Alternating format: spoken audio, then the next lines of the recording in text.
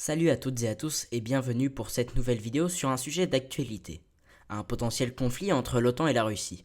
Avant de commencer la vidéo, s'il vous plaît abonnez-vous et likez la vidéo. Mon objectif est d'atteindre 1000 abonnés avant la fin de l'année scolaire. Merci et bonne vidéo.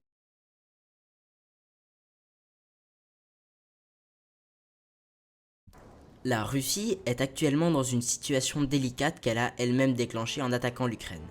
Elle reste cependant une puissance de premier plan, notamment grâce à son arsenal nucléaire dont elle fait mention quasi quotidiennement. Mais alors, le conflit tant évité durant la guerre froide est-il désormais inévitable? Depuis l'intervention militaire russe en Ukraine, beaucoup voient l'armée russe comme vieillissante et en retard technologiquement. Cependant, certains officiers ne sont pas d'accord et se méfient même de l'armée russe. Il faut toutefois savoir que l'armée russe est désormais constituée de 30% de conscrits qui sont donc beaucoup moins expérimentés que des militaires de carrière.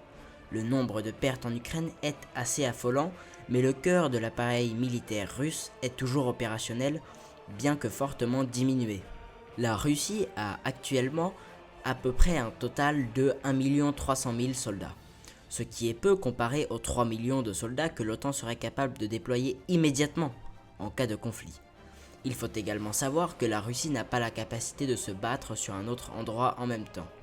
Pour le moment, l'OTAN semble être un adversaire totalement hors de portée pour l'armée russe. Le matériel occidental est sans commune mesure avec l'équivalent russe.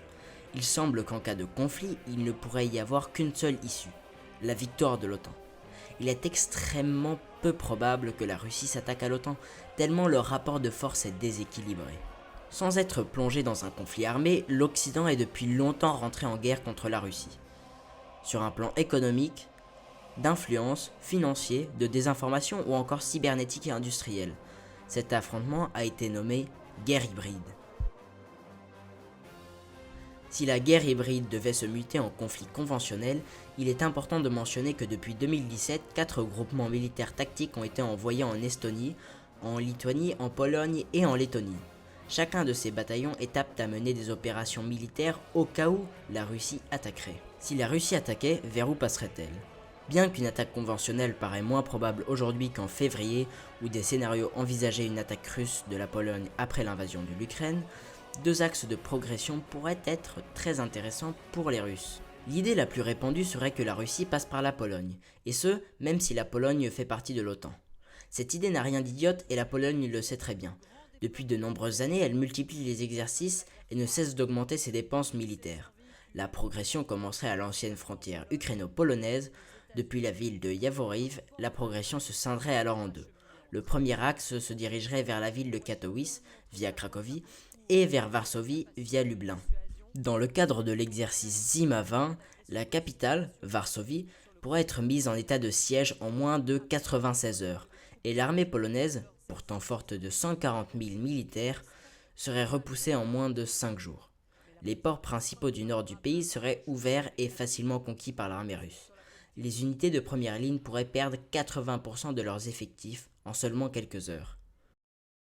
La seule chance pour les Polonais serait alors de déclencher une contre-attaque massive avec l'aide de l'Occident, afin de freiner l'attaque russe, la stopper, couper leurs lignes d'approvisionnement, neutraliser les unités isolées avant de finalement repousser le gros des troupes. Cependant, depuis l'exercice Zima 20 qui s'est déroulé en 2021, beaucoup de choses ont changé.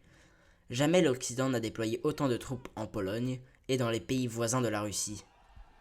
La seconde option pour la Russie serait d'attaquer au sud du dispositif en passant par la Roumanie. Ils auraient alors trois options. L'attaque par la Moldavie, qui ferait entrer les Russes par le nord de la Roumanie, vers la base de l'OTAN de Constanta.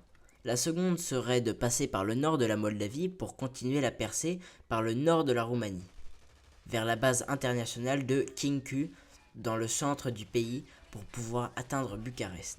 La troisième et dernière option serait d'attaquer la Moldavie, directement dans le centre du pays. Si la première option serait logistiquement et militairement très compliquée, la seconde les obligerait à découvrir leurs flancs et la troisième possibilité serait la plus probable puisqu'ils pourraient s'appuyer sur la Moldavie et la Transnistrie qui sont pro-russes. Mais alors quelle serait la réponse de l'OTAN face à une attaque russe? Joe Biden a souligné que si le soutien à l'Ukraine est purement matériel, si la Russie venait à attaquer l'Europe, l'OTAN interviendrait militairement. Mais les troupes actuellement présentes dans les pays frontaliers à la Russie seront-elles assez nombreuses pour stopper les envahisseurs? Selon Cédric Mass, un expert, les troupes de l'OTAN présentes dans les pays frontaliers sont très bien capables de repousser les troupes russes avant de recevoir des renforts. Une grosse question demeure. Y aurait-il l'emploi de missiles nucléaires? Les Russes pourraient-ils avoir recours à des missiles nucléaires pour essayer de détruire les troupes de l'OTAN? Si la Russie fait mention quotidiennement de son arsenal, c'est en réalité pour dissuader les troupes de l'OTAN de déclencher une opération militaire en Ukraine. Mais s'ils l'utilisaient, ils s'exposeraient à leur propre destruction. Sur ce, c'est la fin de cette vidéo, j'espère qu'elle vous aura plu. Si ce n'est pas encore fait, abonnez-vous et likez la vidéo, n'hésitez pas à me donner votre avis en commentaire, et à la prochaine vidéo.